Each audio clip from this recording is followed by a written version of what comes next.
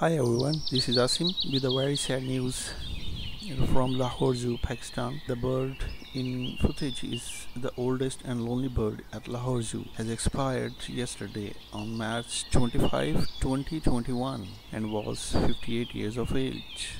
It is also called a royal bird. It was brought here from England in 1971